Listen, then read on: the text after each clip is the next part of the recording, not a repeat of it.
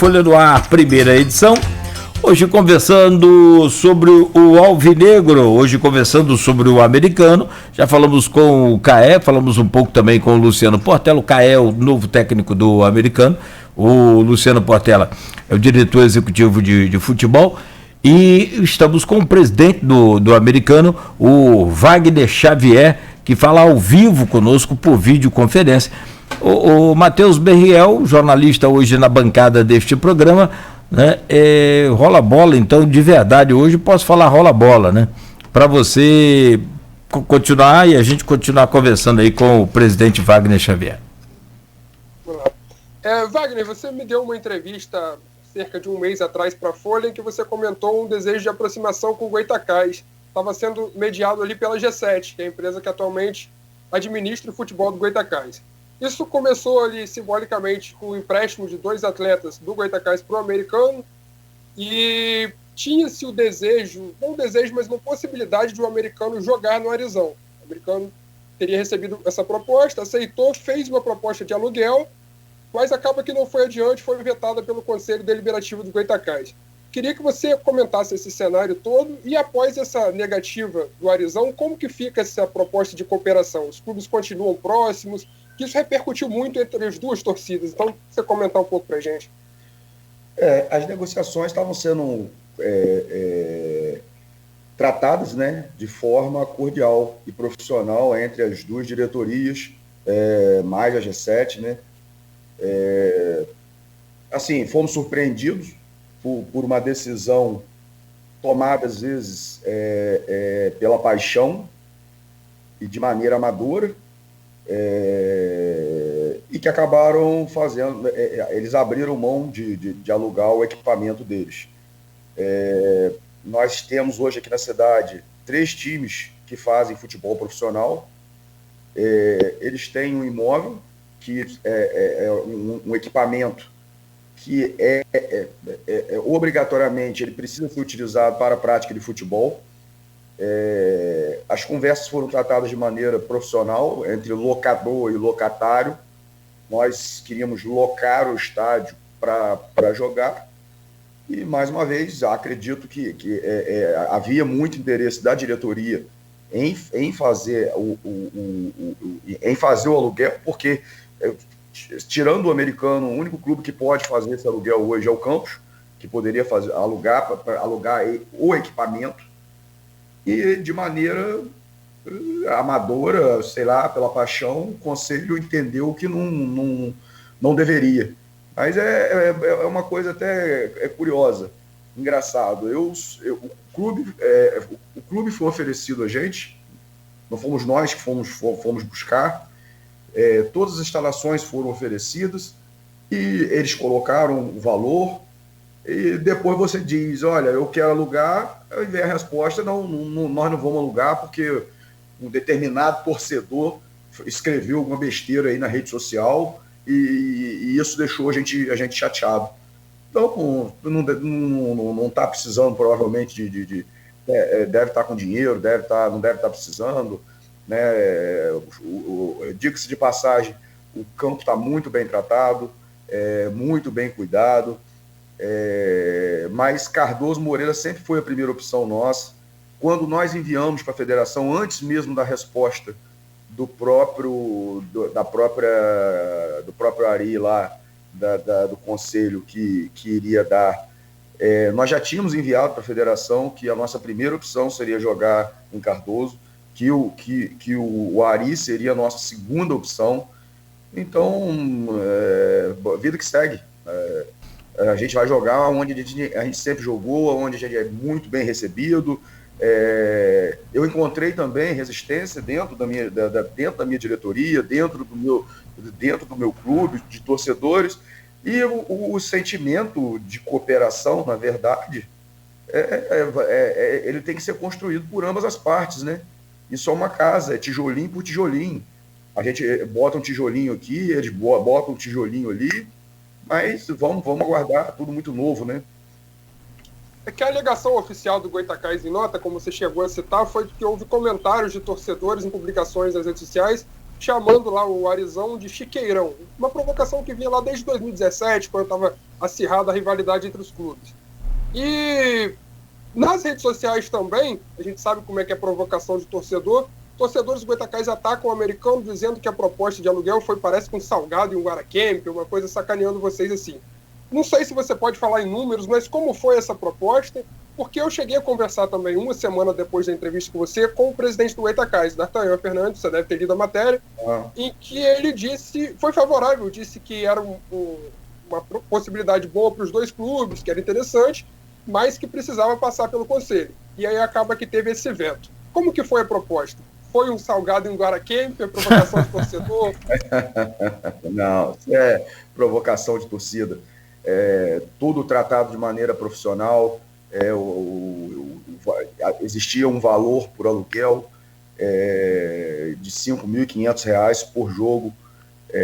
Nós jogaríamos a cada jogo a gente teria direito a 2 treinos na semana no campo, campo marcado, cortado no dia do jogo. É uma prestação de serviço, na verdade, normal, a contratação. A gente só nessa primeira fase são R$ 27.500 que o Goytacás, em tese, deixou de embolsar num equipamento que, em tese, vai ficar parado. É um equipamento que vai ficar parado. Então, é por isso que eu me perguntei. Hoje, o único... A gente está falando de gestão profissional, a gente não está falando de gestão movida por paixão. O único clube que poderia alugar hoje o estádio, como eles fazem aluguel de loja lá embaixo, fazem aluguel de coisa, o único que poderia alugar hoje seria o Americano, é o único que tá em campeonato, é o único que tá jogando futebol. Então, assim, diga-se de passagem, fui muito bem recebido pelo D'Artagnan, estava lá também o vice-presidente do conselho, Paulinho. Fomos bem recebidos dentro do Goytacás, nos mostrou todas as instalações, como que o clube estava bem cuidado. Mas, para mim, já é página virada, história que já superada, né? Já demos andamento à nossa vida. Capítulo já passou. Agora, o Luciano Portela retornou aí, e ele mesmo comentava que, Nogueira, eu saí sem me despedir. Eu falei, não, fica à vontade, retorna aí, né, para dar um abraço aí, né, nos ouvintes, também nos alvinegros, e te agradecer então, Luciano, né, pelo carinho, pela participação aqui do programa de hoje. Espero que a gente esteja em breve aí juntos e com mais tempo também. Não, Cláudio, lógico, eu não poderia realmente sair sem me despedir, sem responder mais algumas perguntas que eu julgo de serem importantes, de caráter importante para vocês, né, para o torcedor do Americano, para a população de Campos.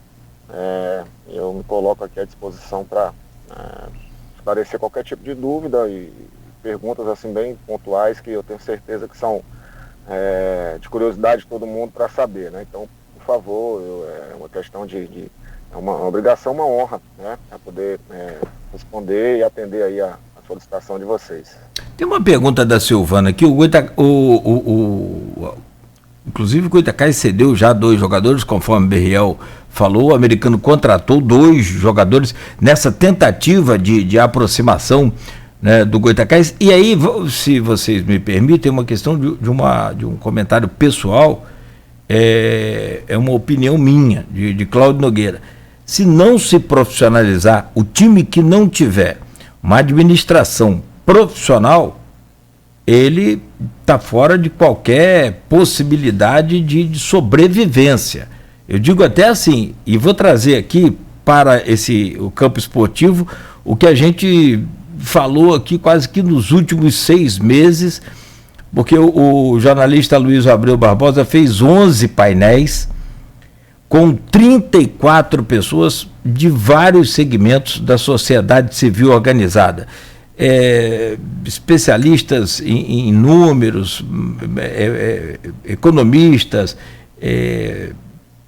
professores de universidade, os próprios diretores de sindicatos também, enfim, sociólogos, uma série de entrevistados, com 34 entrevistados, a opinião foi basicamente uma só no resumo desses painéis, que eu acho fantástico, até se puder ler, o Wagner mesmo, empresário, sabe, da importância do que se concluiu. Com união vai ser difícil. Sem união é impossível tirar Campos do momento em que se encontra economicamente falando. Então, se não tiver nenhuma espécie se for amador, se for por opinião de torcida em rede social, então a coisa está com, né, praticamente os dias contados. Cláudio, vou te falar uma coisa, a gente poderia até encerrar a entrevista agora aqui diante da sua explanação, tá? Tão perfeita que foi a sua colocação, é exatamente isso que o futebol brasileiro, futebol carioca e hoje o futebol de Campos necessita, tá? Foi perfeito, parabéns, Cláudio, parabéns Obrigado. Pela sua intervenção, colocação, repito, poderia acabar a entrevista aqui agora, tá? E é uma das coisas que eu prezo muito, as pessoas acham que futebol é pegar 11 jogadores, vamos usar aqui uma linguagem muito popular, 11 jogadores, coloca dentro de campo correndo atrás de uma bola, né? E o nosso futebol hoje está cheio, mais cheio, repleto de amadores em todos os segmentos, seja nos clubes de futebol, seja nas federações, confederações, tá? Então assim, desculpa, mas eu falo realmente de uma forma muito franca e aberta, essa é a realidade. Por isso que nós tomamos 7-1 da Alemanha em 2014 e vamos continuar tomando. Se a gente não acordar, não abrir os olhos, cheio de coisa bonitinha na teoria, mas na prática caminha em passos muito, mas muito lento para essa profissionalização do futebol. E é uma coisa que eu prezo muito. Tanto é que o presidente Wagner tem me dado essa condição, ele está entendendo essa mentalidade. Tanto é que hoje a gente procurou, primeiro, reestruturar e profissionalizar o americano, tanto é que a gente está montando, né, junto aí uma equipe multidisciplinar, como o professor Caio, eu percebi que ele falou no início. Hoje nós temos uma psicóloga, nós temos nutricionista, analista de desempenho, a parte da fisiologia. Então, um trabalho espetacular que o americano vem fazendo fora das quatro linhas. Aí tem gente, né, aqueles mais, eu diria, desculpa a expressão, mais ignorantes no sentido de não entender, né, acha que, mas isso ganha jogo? Ganha, mas assim, é o que eu sempre costumo dizer, eu não faço aquilo que dá certo, a gente procura fazer aquilo que é certo. Então tem uma grande diferença nessas colocações. Então, é claro que a gente vai ter um adversário do outro lado, o desempenho esportivo ele vai contar muito dentro de campo, porque tem um outro adversário, e eu não sei se faz a mesma coisa, mas se não faz, acho que inclusive a gente pode servir como referência, deveria fazer. E assim, só que a gente vive numa cultura imediatista, uma cultura de resultado. E uma coisa que eu não sou refém do resultado, a minha comissão técnica que está no americano sabe muito bem disso. As nossas reuniões periódicas, eu falei para eles, gente, é isso que eu preciso.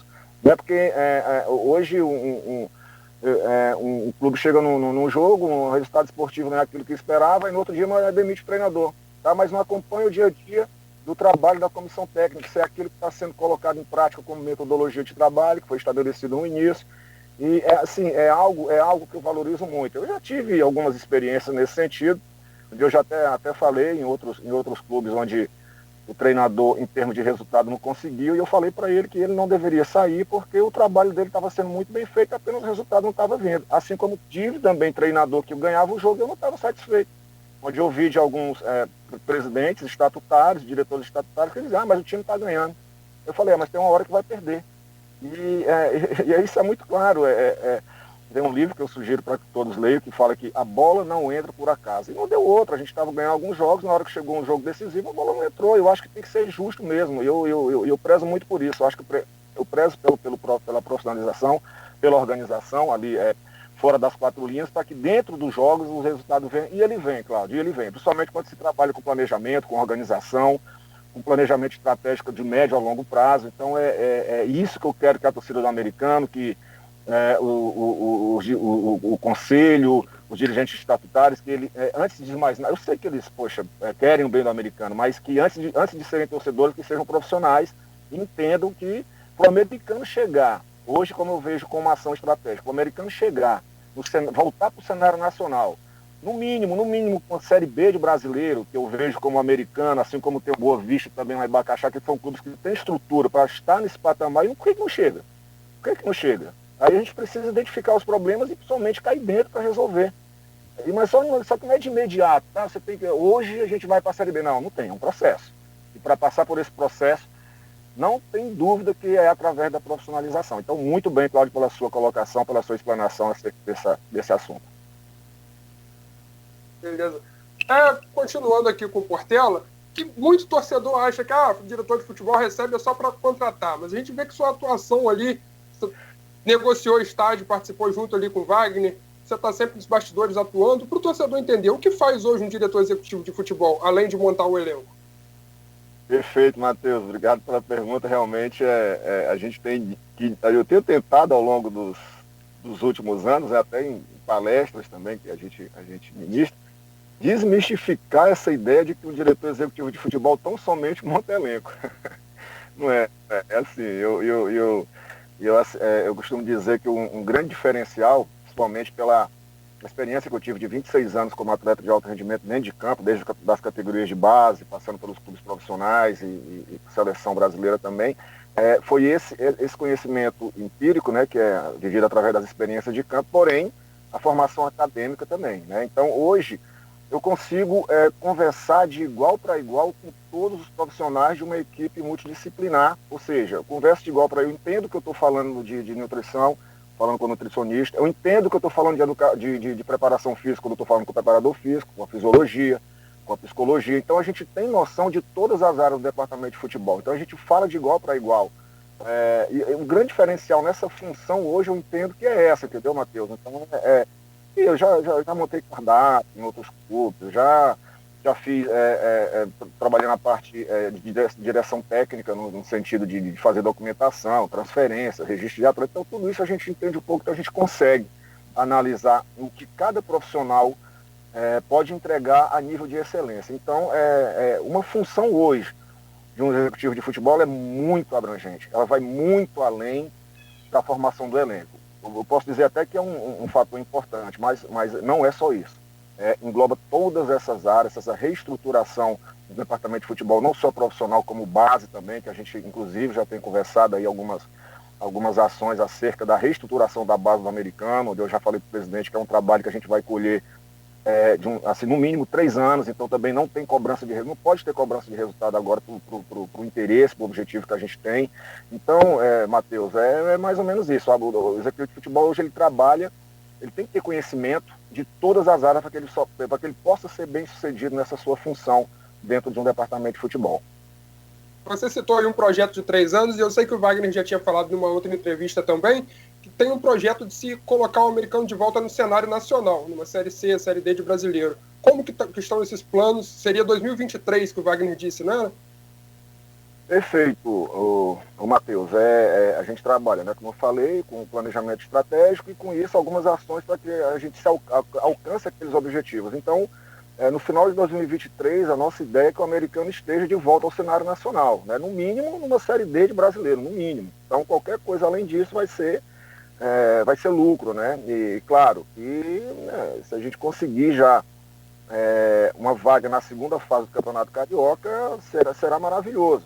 E aqui, eu não vendo imagem, não fico criando ilusão em ninguém. Então nós montamos um elenco, sobretudo com responsabilidade financeira, como eu costumo falar, porém, isso eu estou falando de nível técnico. Claro que se você tem um orçamento com valores astronômicos, você consegue montar um elenco a nível técnico muito elevado, viu? Que isso não dá garantia de acesso, de título, de nada não. Porém, o que eu entendo nessa competição, que cada jogo uma decisão, a gente precisa ter um elenco tecnicamente bom, né? Mas principalmente um elenco com muita intensidade, com muita vontade, principalmente uma disposição tática dentro de campo, e para isso está essa comissão técnica, tá? Então, respondendo em síntese e muito objetivo a tua pergunta, em 2023 eu quero estar com o americano no cenário nacional. Ou seja, no mínimo uma Série D de brasileiro, Copa do Brasil. Tá? Essa é a nossa ideia. Sim, aproveitar então o Portela,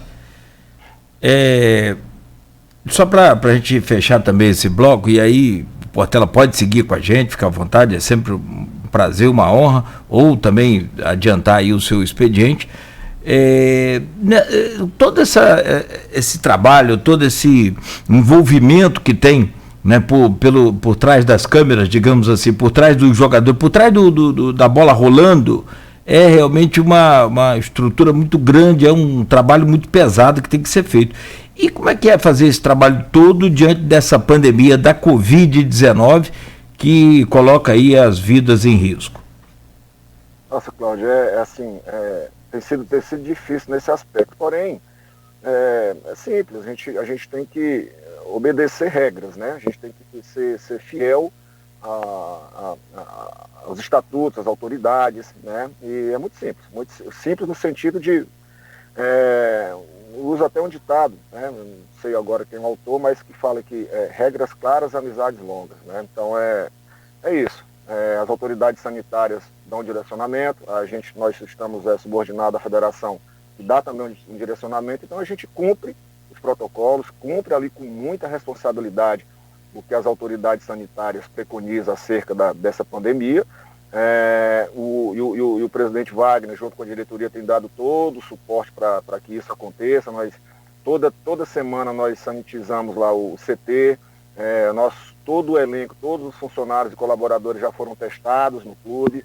Vamos fazer um reteste essa semana, até porque, mesmo sem sair o protocolo ainda do jogo seguro, mas eu estou seguindo mais ou menos o que aconteceu no início de 2020, então nós vamos retestar, independente de cobrança da federação ou não, todos os atletas e comissão técnicas e funcionários do clube esta semana antes do jogo. Então a gente trabalha com essa responsabilidade social acima de tudo. Bom, vamos fazer um intervalo então, são 8h27. Ô Luciano, você continua, você quer ir então agilizar seu dia aí, porque hoje é dia do jogo treino, né? Então tem todo um preparativo aí.